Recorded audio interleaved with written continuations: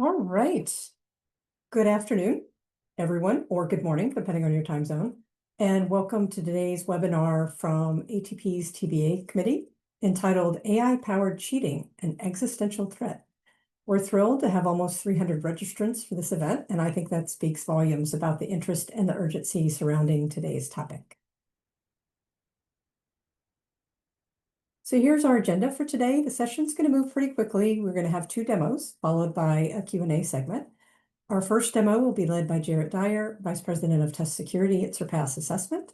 And our second demo will be presented by Chris Glacken, from ITS, Director of Innovative Technologies at ITS. I'll provide more information on each speaker in advance of each demo. The Q&A will be led by Pat Ward, CEO of ITS and current chair of the TBA committee, who's been instrumental in organizing and shaping this event. Our goal is to have the demos be concise and impactful, so each demo will be limited to 15 minutes. The chat is disabled, but there should be a Q&A option for you in the audience. The speakers will keep an eye on that, and they'll try to respond to the Q&A as time permits. And just to remind the speakers to keep things moving smoothly, all speakers should keep video and audio off when we're not speaking.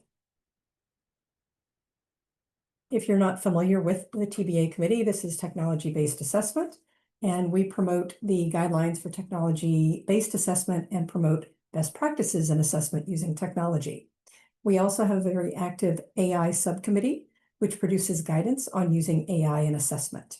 And all three members of the TBA committee are on the call today, in addition to Pat Ward, who I mentioned already. I'm Kimberly Swigert, Director of Test Development Innovations at the National Board of Medical Examiners, Vice Chair of the committee. And we also have Kara Smith, Chief Product Officer at the National Conference of Bar Examiners, the Secretary of the committee. So at this time, I'd like to introduce Jarret Dyer, again, who's the VP of Test Security at Surpass Assessment. He has over 20 years of experience as a certified professional proctor and test center administrator. He's a former president of the National College Testing Association. He is an author, consultant, and now podcaster, and he's contributed to several books and publications on testing, cheating on tests, and remote proctoring. And when he's not trying to restore order to the testing universe, he can be found in his lab trying to break stuff or getting lost down the ever-increasingly bizarre threads of online cheating posts. So Jarret, the floor is yours. Kimberly, thank you so very much. I appreciate it. Switch over my... All right, everyone. Thank you so very much. Can everyone see my screen? Perfect. So today, we decided to attack this in two different ways. One, we're going to take a look at some AI technologies. Two, I'm going to be sharing what AI can do for smart wearables. Specifically, we're going to start with looking at the Meta glasses. I've been a huge fan. Frankly, I think they're one of the most under-recognized technologies of the past year. They're not really catching on as much as I would like, as I thought they would, but they are incredible directly out of the box. And it's also been really fun being part of a tech release that has really seen consistent updates, right? Almost weekly, there's an update with those. So if we haven't seen them, let's walk around their functionality. Let's look at how they can impact assessment and mitigation strategies. So we'll start with what they can do. I think the biggest threat with them is the fact that they look like glasses, right? I'll talk in a minute about how you can detect them. But typically, if you're on the train or you're on the bus and you're walking through, or I'm wearing them right now, it's kind of hard to initially, know that you have them. If someone's recording, a little LED light comes on. I'll show you that in a second. Well, one of the best features is their Bluetooth capability with their audio playback and their microphone. For those of you who may have thought I was coming to you from my my podcasting studio here, I'm actually coming to you live from the glasses for audio and for video right now. There's 5 microphones built into these, and they have this really cool ability right here to project down so your ear stays open. If you're someone who commutes a lot like I do, when I get on my scooter on the way to my office and I want to be able to still hear traffic around me, these are fantastic, and I can still listen to music or I can still listen to an audiobook. From a threat perspective, it's also really hard in both testing centers and in remote proctoring environments to initially determine.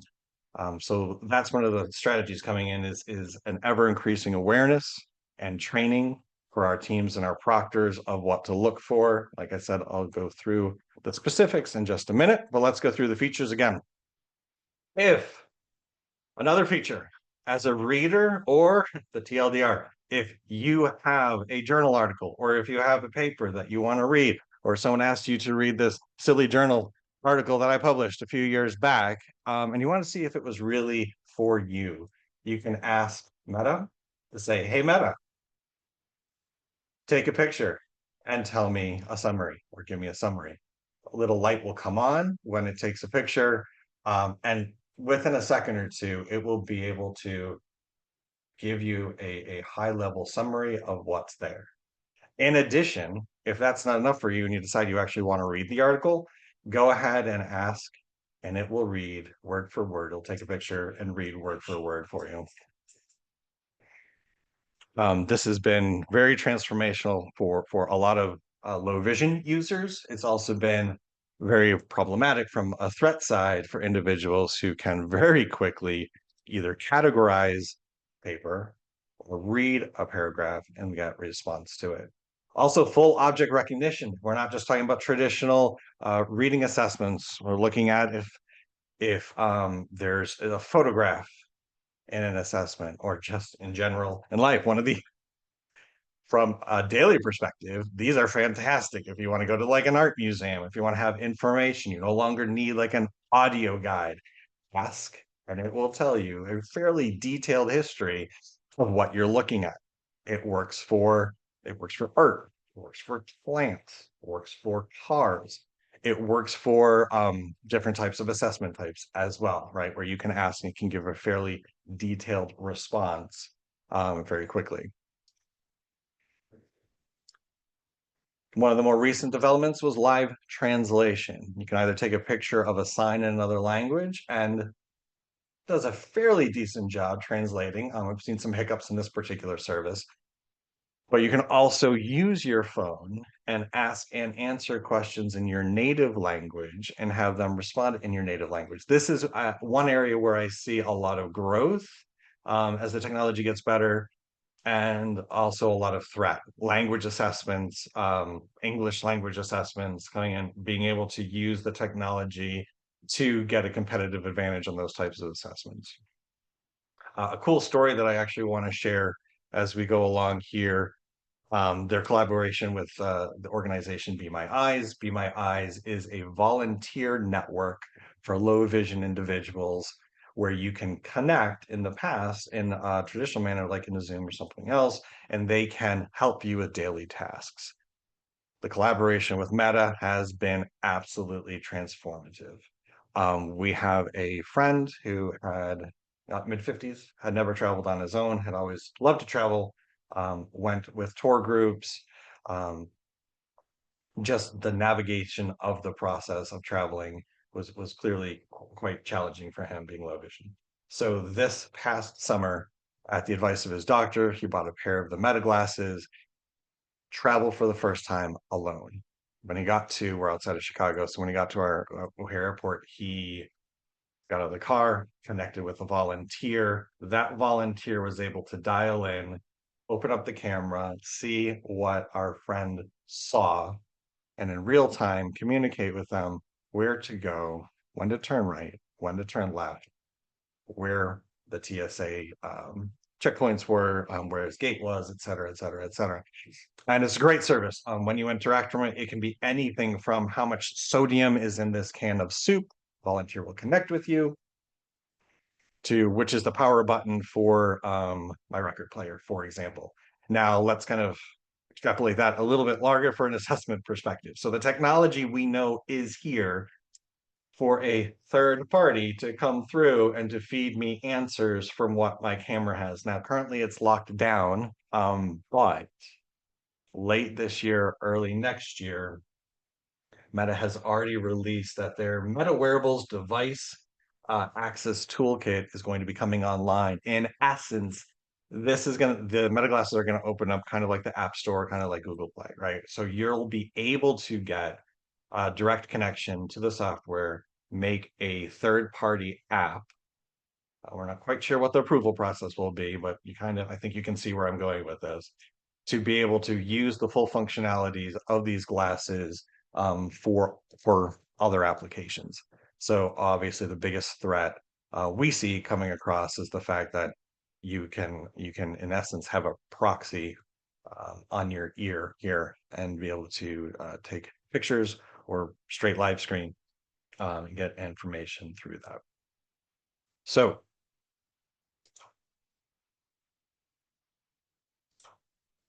let's move on a little bit to detection specifically with these, and then my demo is going to look at a real life way that that we're seeing these being used. But let's look at the detection first of all. So when they walk in, if an individual are in a testing center in a remote proctoring environment, really, I think uh, my first recommendation is kind of work through with your vendor, work through with your teams, and start looking about how you're going to approach smart wearables. Our eyeglass is going to be inspected. Our watch, I'm hoping that watches are being inspected. But as wearables expand, what's the process and what are we going to do with those?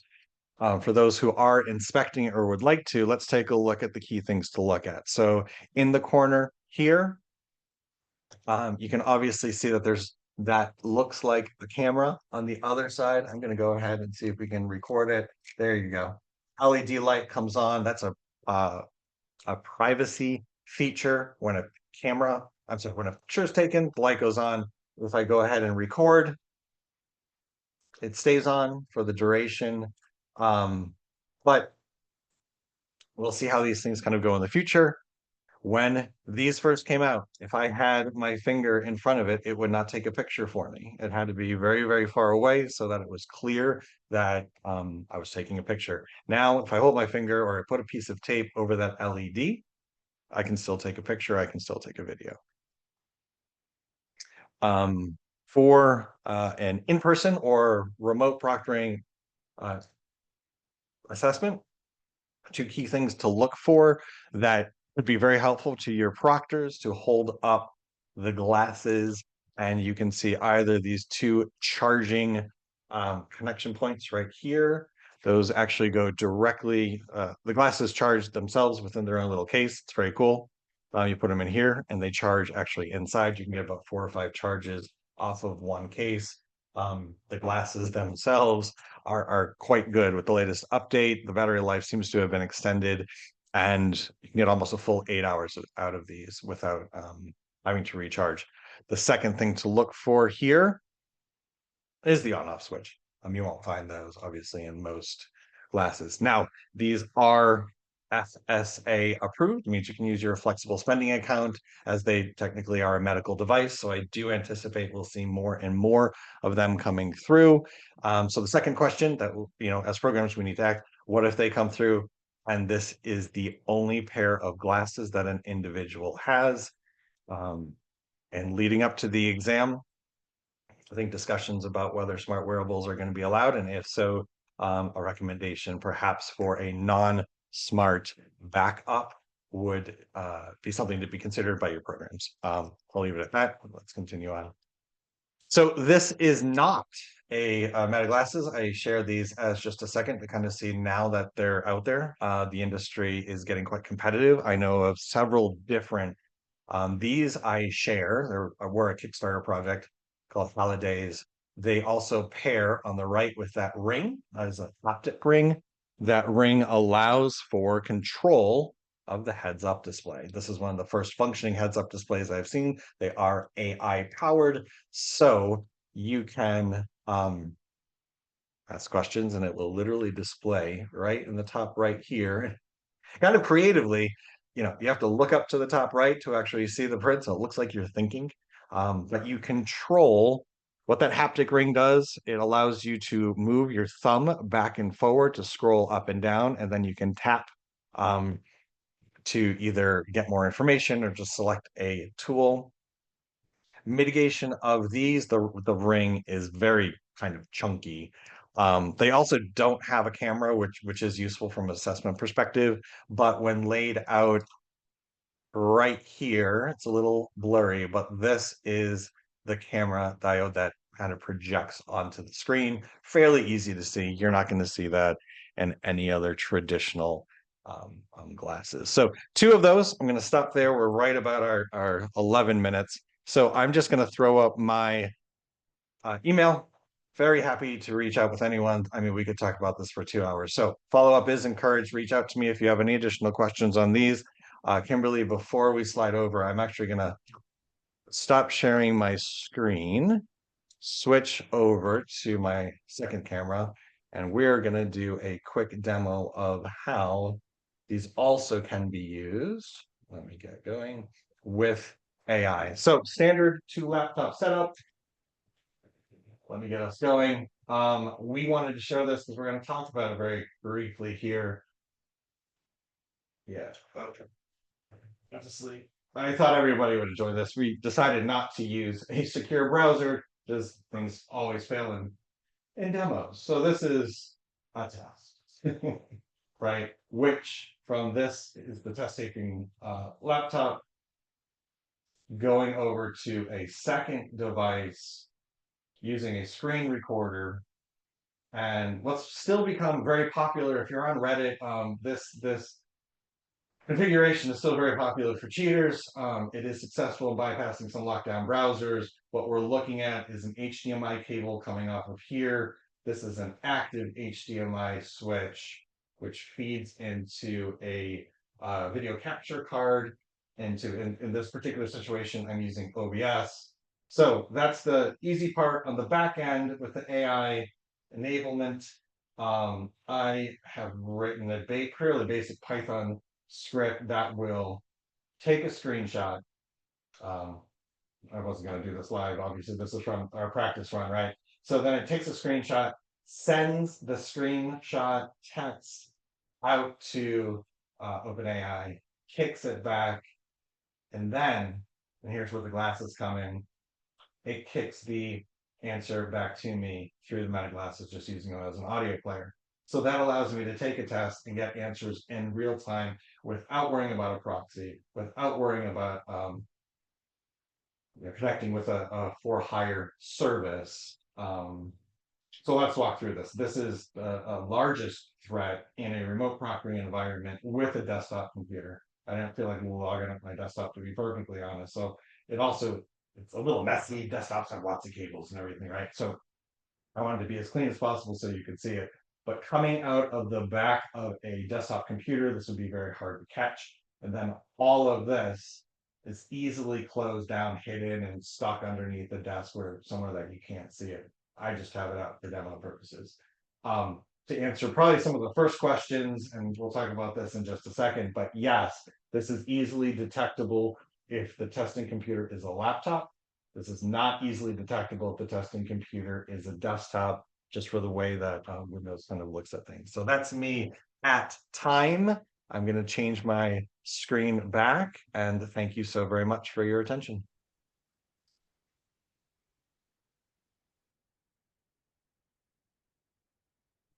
Great. Thank you so much, Jarret. That was fascinating and more than a little bit scary. I'm going to put up the introductory slide for our next speaker because I think you've nicely set him up for what he's going to speak to. There we go. Okay, so at this time, I'd like to introduce Chris Glacken, Director of Innovative Technologies at ITS. And Chris is a product manager and software developer, and his role at ITS includes being the owner of the ProctorNow remote proctoring system, Windows and Mac secure browser technologies, and the ITS multi-vendor AI programming API, GAI.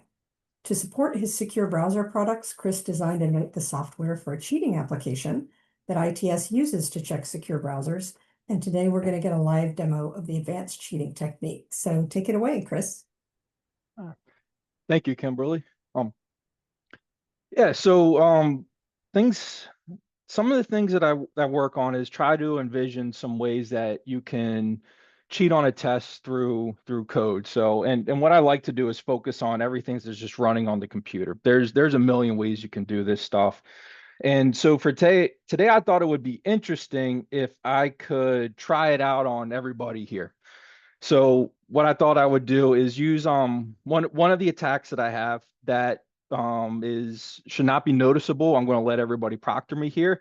The attack that I'm doing, I can get into it a little more after the fact, but it's just one of many ways. This can have multiple implementations of how it works. So with that being said, what I'm going to do here is just kind of set up a couple cameras. So like a standard two proctoring camera scenario. I'll share my screen. So I'll do a screen share with two. Actually, I'll run three cameras, and everybody can watch me. You can toggle the cameras up at the top based off what you want to see, and we'll just see if anybody can notice exactly what I'm doing. I will not be running inside of a secure browser, but this does work inside of a secure browser too. So with that being said, I'll go ahead and get started here. So I will turn on my second camera here. And I'll put this right here. Let's see here. So I will share my screen.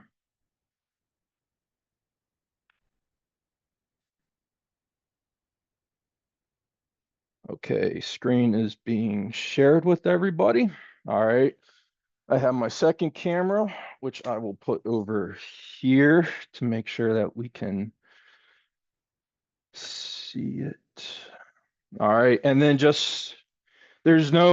I'm not doing any tricks here. There's nothing on the walls. There's nothing. That's not what this is. I'm not doing anything through my headset. Everything is just happening right here on the computer.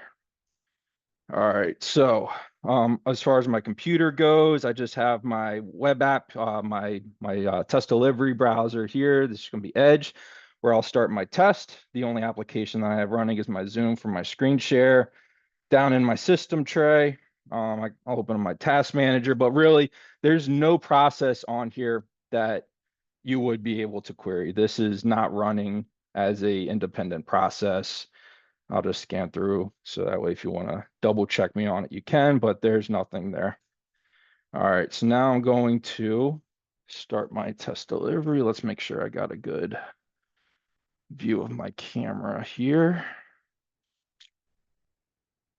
All right, and I'll even get everything nice and centered here. I'm not trying to hide anything.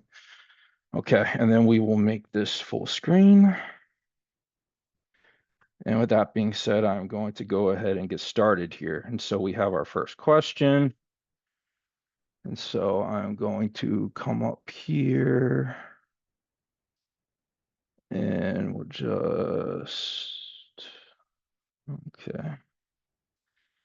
All right, go to the next one. So at this point, I am actively cheating. Let's just look at the question. All right, so I'll come over here. Okay. Go to the next question. All right, just read through it. All right.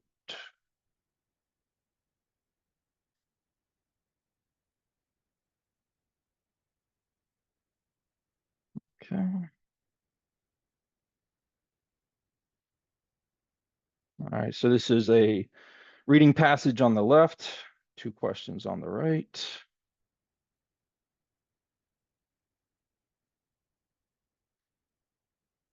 There.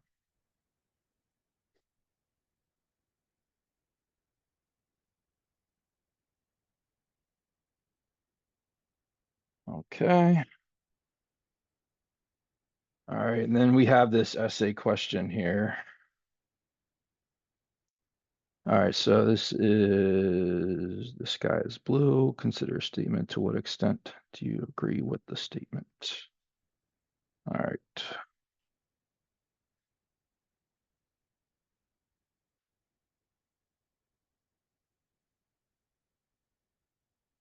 All right. So just it's just type in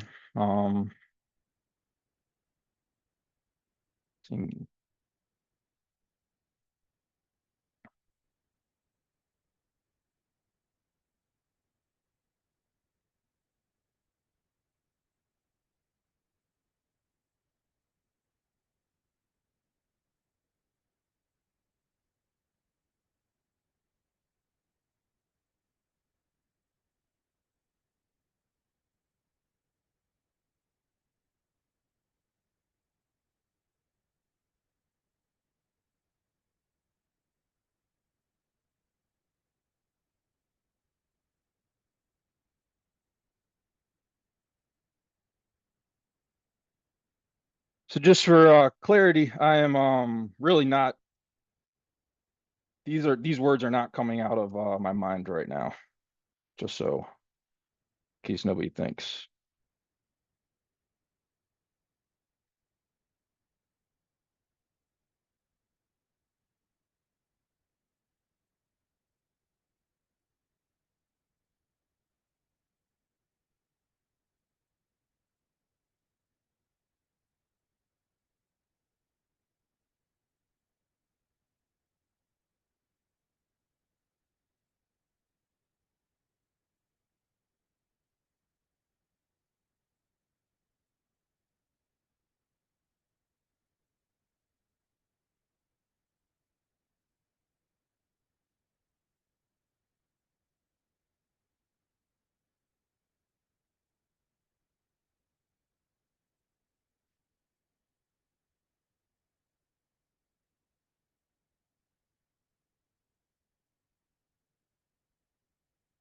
So I just don't think it's like automatically typing or anything. See, it's going with my.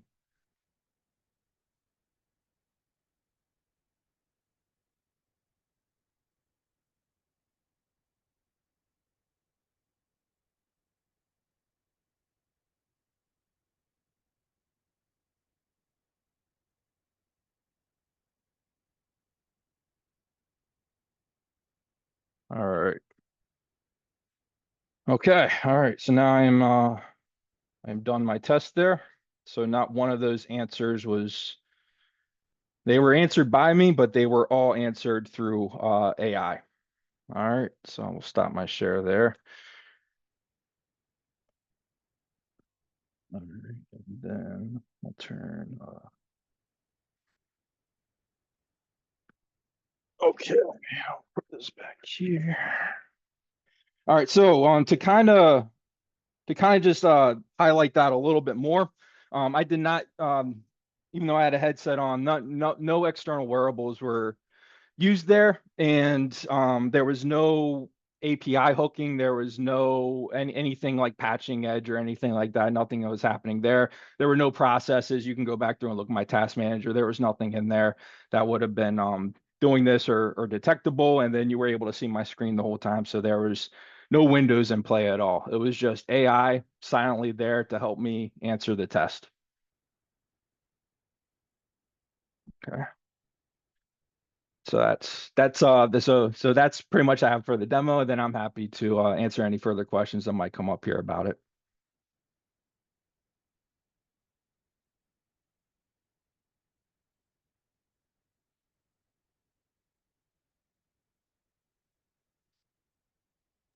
All right, thank you, Chris. Let's get Jarret on too. All right, guys. So Chris, all right, so let's start with just exactly what did you do there? So you hacked the software somehow. I can see the typing was based on your typing speed, so nobody could pick that up. But what are you doing? You're like capturing the screen and sending it off to AI? Yeah, so that's exactly what I'm doing. I'm capturing the screen. Now, with that being said, there's a standard screen blocking API, set Windows Display Affinity, that screen share that a lot of cheating apps use to mask their windows to keep it out of screen recordings. That is why I wanted to show that secondary camera so you can see I wasn't using anything like that. But also secure browser technologies use that too because you want to block the screen shares. That would not have stopped me. We're already seeing this out in the wild where people are actually hijacking the DWM, the desktop window manager executable. Basically, all Windows operating systems, they paint graphics on your page. They paint all these windows, right? And so they're the ones that actually know what those bits are that are going to mask it from a screen recording. And so the concept there is to get in there before it gets all blocked by the actual paint on the screen and get those bits, capture them, send them off to the robot to go ahead and answer the question. So that's what I'm using here. So there is evidence of it being used out in the wild. We can see it, and so it's something you just want to keep on the eye for. But basically, that's why a typical secure browser that's relying on that alone is not going to be able to at least stop the screen capture part of it. All right, I want to come back to that, stopping it. But so there's first of all there's businesses out there that sell something to do this, or like a service or something. Is that right? Like you mentioned CoSkip, I think. Yeah, so there are there's something that's really becoming prevalent is there's no more like typically you used to have to hire somebody to get into your system. You're giving them access, they know who you are, they can blackmail you later. So that's not that appetizing from a proxy tester standpoint. These cheating apps kind of remove a lot of that. You pay money just for the application, typically a subscription. So usually, hey, 100 questions for $50, something like that. You get your own key, and then you're the one that's actually doing it. So you're not letting anybody into your computer. Now you're running some software that you may or may not know what it's doing, but it's a lot more appealing to people than maybe an actual human getting onto your system would be. Okay, I'm gonna have some more questions, but I wanna come over to Jarret for a minute. You know, Jarret, I'm watching the wearable one, and I'm sort of torn between like this is a cool, great technology because for accessibility, it makes a big difference. I mean, that whole idea of that Be My Eyes, where somebody's watching through your glasses and helping guide you, is so clearly awesome. And then as an assessment person, pretty awful. You didn't really get into like the tech. Could a secure browser or a center or a remote proctor, could they detect this in any way? I mean, is this just strictly a proctor's problem? So great question. So let's kind of unpack a number of things. One, I think the easiest thing talking about a center, talking about remote proctoring is the physical devices, right? There's typically something on any of them that looks different from a traditional pair of glasses. They're either going to have a charging port, there might be some unique, even if it's highly, uh, uh, camouflaged, right? A way to communicate into the ear, etc. And then let's just talk about the tech itself. These create both Bluetooth and Wi-Fi directly out of the glasses, right? So if you're in a center, again, check with your program, check with your teams to make sure what the local rules are. But if you detect an anomalous, Bluetooth or Wi-Fi signal in the middle of an event-based session, for example, then be something to look into. So those aspects are there. The other thing that I would lead back to, what are your communication strategies with your candidates? What is the training going on with your proctors? Everything that I've seen that's currently on the market from a wearable perspective has some indication that it's a smart device. So we should be looking for those for sure. Right. So, but obviously detecting Wi-Fi is kind of worthless. There's a million of them out there. And if they're going on somebody else's Wi-Fi where you can't even, I mean, you might suspect there's a hotspot somewhere, but it doesn't feel like you can block this at a at a device level from a, I mean, I can see the proctor can, and the proctors clearly can look for the camera. Though I was watching you do this, and I have to admit, I was thinking, they could probably hide that camera and make it kind of like a little flip thing that they can move up once the test started and they got past the check-in process. Or they pull the glasses out of their pocket and switch glasses somewhere in the middle of the test because they have the you know what I mean? You could see a lot of trickiness, like inside their clothes, they have that pair. And, I mean, it'd be hard to block these, I think.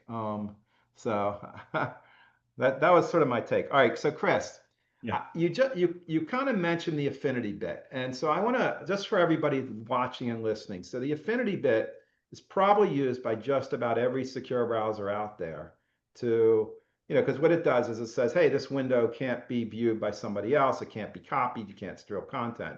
And what you just said was that, in the demo you just did, and which you created, and what other cheating applications that are now on the market are doing, they're bypassing this. They're actually able to, so it's not stoppable. So I guess the big question is, can it be detected by a secure browser and blocked? Can you block this? I don't. So I think it can be detected. There are heuristics. There are things that we are keying in on and looking at. I think there's a lot of mitigation strategies that you can do there as well.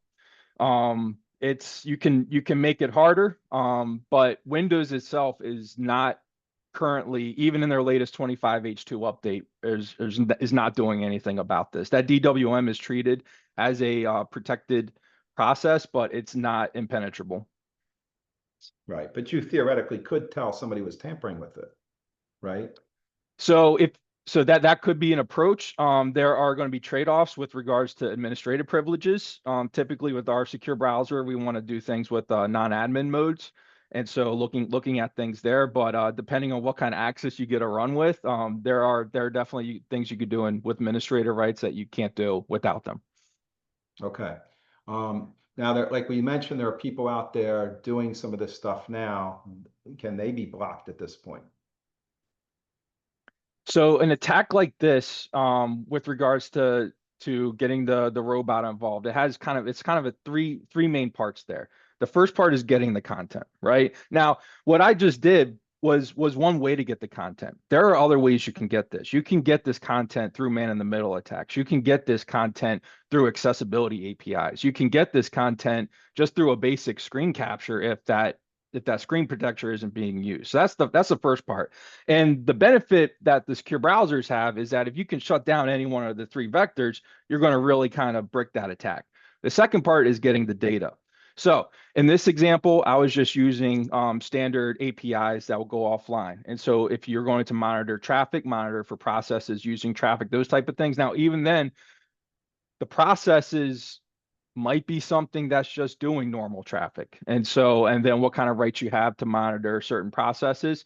And then you get into PCs are a lot stronger now. So I think local models we're going to start seeing that, and maybe even some kind of RAG add-on packages, that type of thing. And so looking for those type of processes. And then if you can't shut it down there, the third part is getting it back to the user, right? And so a lot of the cheating apps that are using Windows, you want to make sure that your detection is strong there, or any of the other approaches that I used in this, just keying in on those and making sure that you're shutting down that vector to the user. Now, once you get outside the computer ecosystem and you start getting the wearables and stuff like what Jarret was talking about, that's a whole nother area of things to shut down. But you want to focus on those three and make it as hard as possible to get through any one of those approaches. All right. So Jarret, you've got in your business, you've got experience with both centers and remote proctoring. So you cover that, you have the happiness of having security problems at two different layers. There's obviously some advantages with centers. So like what can a center network do that, keeps, because obviously if you control the environment, you can put things on the machine. Can center networks stop that? And can you feel more comfortable in a center network? And should you feel comfortable in every center network out there? Which I'm not asking any names, but just in general, right? I mean, is this the right? second part's a loaded question, but like, yeah, absolutely. I think, and I find it's fascinating, right? Because we're having this conversation. I mentioned this when we were preparing about 5 years ago, right? We were walking away from test center networks, remote proctoring, COVID had hit, COVID was going to shut down test center networks. And about 5 years later, we're kind of looking like, wow, like we got these generative AI hit, remote proctoring is kind of taking a beating. Now we're looking at center delivery, we're looking at hybrids, we're looking at going forward with remote proctoring. I've always been a strong center delivery individual. Come around to remote in the last 5 years. I think there's strengths in both of those. Specifically with the wearables, I'll just go back to our previous conversation. I've known several proctors that have actually stopped and mitigated the entry of meta glasses. I think the issue that we're currently dealing with is you're just not that popular. And there's a question in the chat I want to respond to, which was the wearables can also, yes, these are prescription. You can get a prescription lens, bring in. So it kind of comes to the next question as an industry.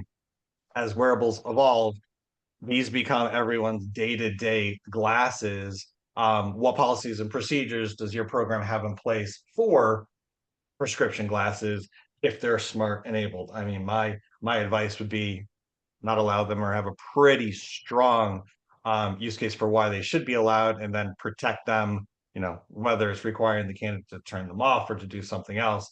Let you guys kind of explore that individually. But the centers, so that's the one thing with the wearables. As far as what Chris is talking about, what I was showing with HDMI splitters, et cetera, I think that kind of goes back to the larger holistic process of test security that we have. What is going on in your centers? Do you trust the center staff? Are they your centers? Are they third-party centers? What audits are going on? how are you looking at that? Because with what Chris just showed, if there was a center that was colluding with a candidate to allow, it could be anything, it could be a wearable, it could be a cell phone. If there was a center that was colluding with a bad actor that was stealing test content, could, unfortunately, an HDMI splitter be set up in a testing center? Unfortunately, it could. This is why we engage in actors in excuse me, audits and make sure that we have secure, we trust our teams and we know that they're trained well. And I'll stop there, see if Chris wants to add anything to that. Well, let me just sort of, I think one of my takeaways when we talk about it is that the lot, obviously the corporate owned center, you control everything, that's one thing. But a partner network, you call them, I think, third-party centers. I don't think some sort of third-party network Partner where centers, you're third-party, yep. partnering with somebody. In that particular case, you don't control it. You may or may not completely trust the partner. You certainly may not trust everybody who has access to the building and those sorts of things. It means that a lot of the same problems are in both, right? You have more controls and centers, but it's still got some of the challenges. So I think that's kind of one of the interesting. All right, so you both mentioned splitters. I mean, Chris, maybe splitters, because we talked about, we did this thing for the CTO Council, and we did a similar demo, and it came up that the thought that nobody could block splitters. Now, before I get to that, like, what is a splitter, Chris, and or Jarret, because you both have mentioned them, and what does it mean? And what can you use a splitter for? Oh, so I think Chris is going to show us a splitter. Yeah, let me jump in.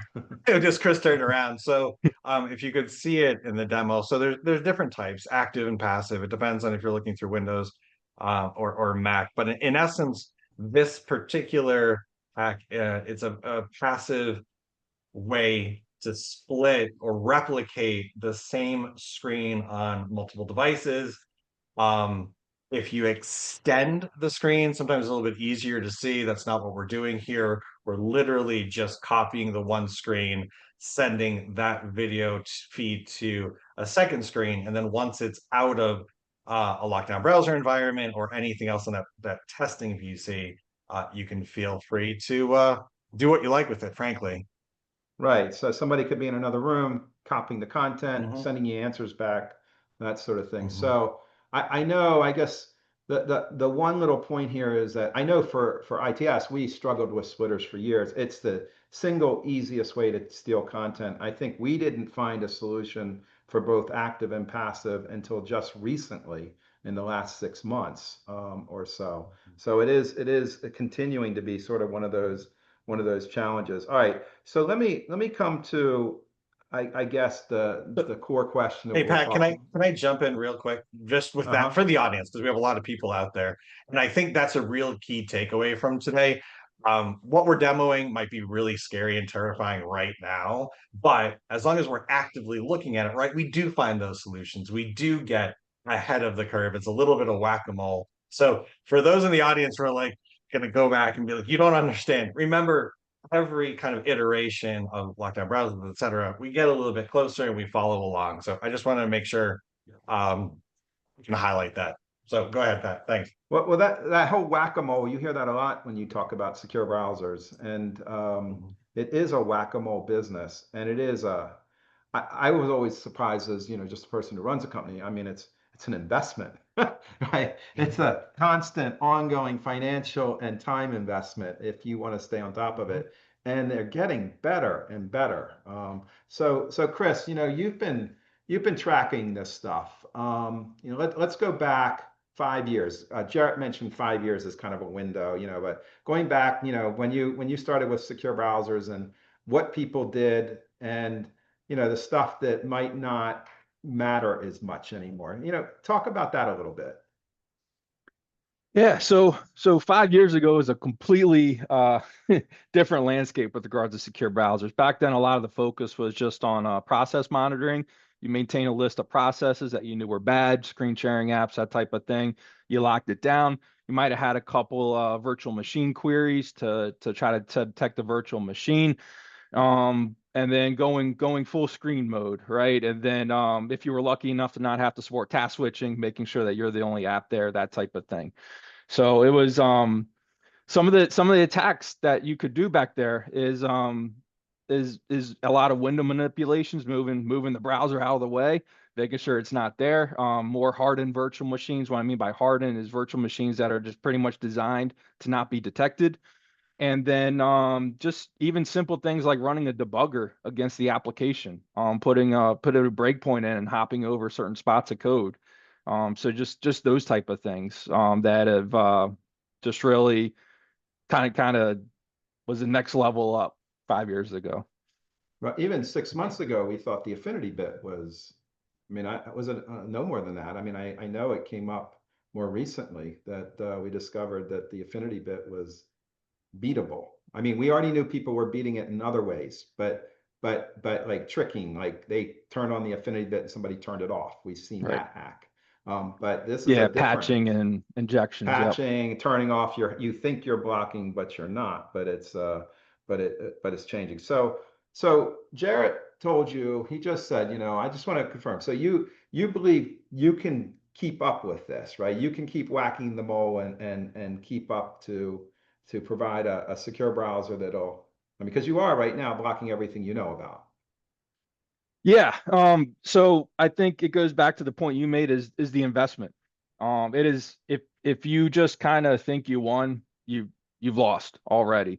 It is you need to be investing both the time to address the things that are out there, but also coming up with the things that aren't out there yet. So that way you can have a fix for it before it becomes real.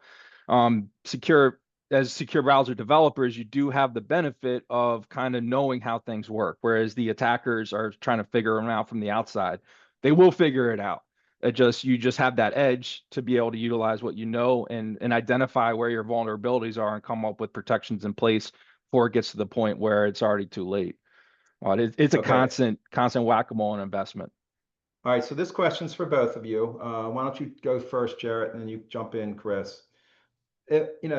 So all the solutions aren't technical, right? Or at least strictly technical, like a secure browser. There are test design, other operational things.